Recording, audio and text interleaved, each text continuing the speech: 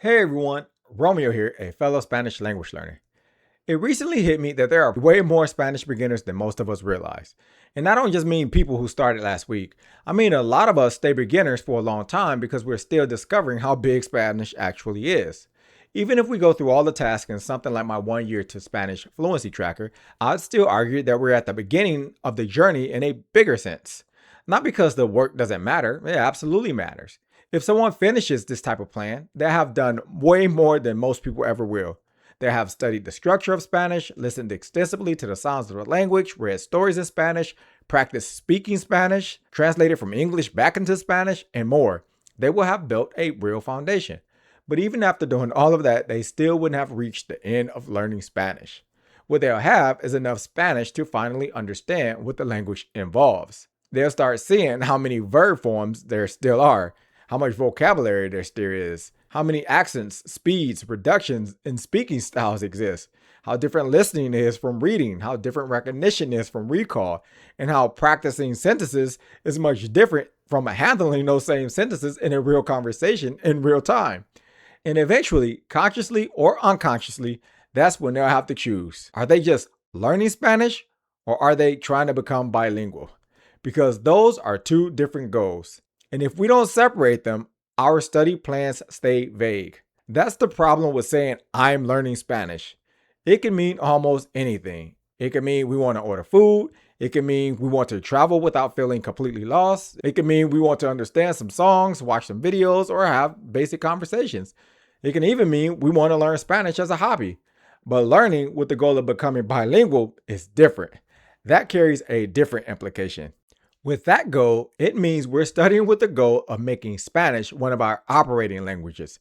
Not perfectly, not like native speakers, not without making mistakes, but broadly enough that Spanish won't just become something we perform in selected moments. It'll be something that we can actually use across real life. We'll be able to understand people, explain ourselves, read, write, respond, deal with unexpected topics, and keep going when the Spanish conversation moves away from the exact Spanish that we practice. That's not the same as learning Spanish. Becoming bilingual is a much bigger commitment. And I think a lot of learners avoid saying that clearly because once we say, I want to become bilingual, the work gets real. We can't hide behind vague fluency anymore because fluency is a slippery word. Someone could say they're fluent because they speak smoothly in situations they know well, and that can be true. We can be fluent in pockets. We could be fluent in familiar conversations, and we could be fluent when the topic stays inside our comfort zone. But bilingual, that's harder to hide behind. If we say we want to become bilingual, now we're talking about range. We're talking about reading, speaking, writing, and understanding Spanish when the language is no longer being carefully controlled for us. That's why this choice matters. Because if we're only learning Spanish casually, we can keep sampling. We can jump from app to app, watch videos when we feel like it, learn a little grammar here and a little vocabulary there, and be fine with all of that. But if we're trying to become bilingual, that approach is not enough. To become bilingual, we'll have to stop collecting the exposure and start converting what we understand into what we can actually use. And that's where a lot of us get exposed. We recognize more Spanish that we can produce.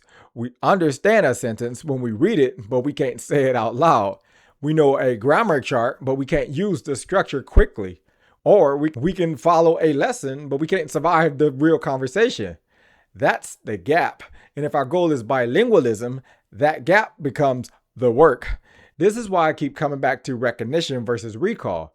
Recognition is when we see Spanish and know what it means, and recall is when we can reach for that Spanish ourselves. And becoming bilingual requires recall. With the goal of becoming bilingual, it's not enough for us to understand Spanish when the answer is already in front of us. We have to be able to pull the language out when we need it. That means our study habits have to change. We'll have to start recycling materials, start repeating things until they become usable, and start paying attention to our gaps, and start choosing resources based on the specific problems that they solve. If listening is the problem, we'll have to train listening. If speaking is the problem, we'll have to train recall and production. If grammar is the problem, we'll have to go back to the structure.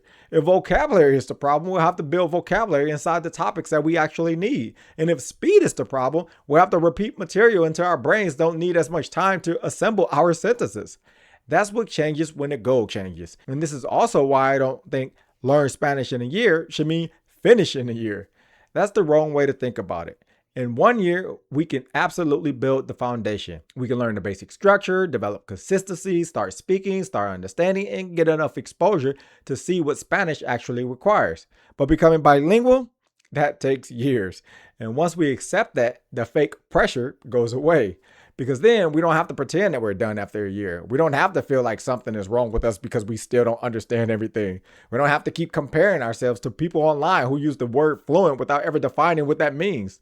But we do have to choose, because the learner who just wants some Spanish and the learner who wants to become bilingual should not study the same way forever.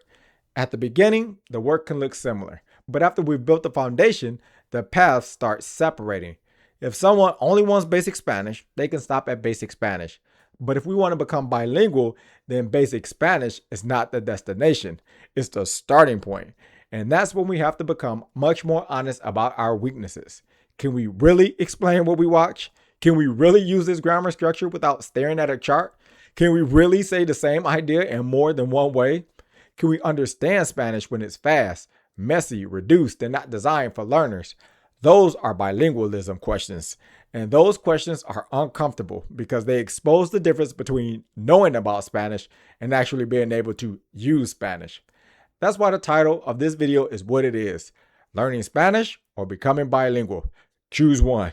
Not because everyone has to have the same goal, but because we need to stop confusing two different goals. If we want to learn Spanish as a hobby, then we should own that. If we want Spanish mainly for travel, then we should own that. But if we want to become bilingual, then we should own that too. And once we own it, our standards must change. Our timeline must change. Our resources must change. Our repetition must change. And our tolerance for unfinished work must change, because we're no longer studying Spanish just to say we're studying Spanish. We're building a second operating language, and that's a different project. So, my question for you is simple. Which one are you actually after? Are you learning Spanish or are you trying to become bilingual? Choose one. Because once we choose the real goal, it becomes a lot easier to see what kind of work we need to do next. Anyway, if this video gave you something to think about, give it a like. And in the comments, tell me which goal you're actually choosing. Not the goal that sounds impressive, the real one. And until the next video, good luck on your journey to building more functional, usable Spanish. Peace.